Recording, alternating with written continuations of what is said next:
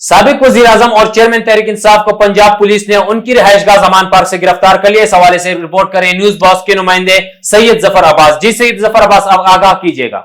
इसी तरह रोका जाए, मारा जाए, पीटा जाए ताकि वो प्रोटेस्ट अपना दर्ज ना करवा सके। अब हम देखते हैं कि अब क्या नई जो मतलब पॉलिसी का क्या बनती है। लीडर्स भी आते हैं और अचानक जो लीडर आता है वो चला जाता है, किसी भी मीडिया के बंदे को कोई इंटरव्यू कोई कमेंट्स नहीं दे रहा। तो मेरे पीछे आपको जैसा कि दिखाया आफाक ने ये सन्नाटा है, बिल्कुल खामोशी है। और इधर देखिए, मैं अब आपको दूसरी तरफ से दिखा रहा हूँ कि मैं कहूँगा आफाक भाई जरा दिखाइए कि ये मीडिया और पब्लिक देखिए ट्रैफिक ब्लॉक है। ट्रैफिक के रास्ते में भी बहुत सी रुकावटें हैं, लेकिन वो जो पहले एक बात हुआ था कि यहाँ पर कंटेनर्स लगा दिए गए थे, लोगों को रोक दिया गया था, लोग गाड़ियों के नीचे आकर मरने को तैयार थे।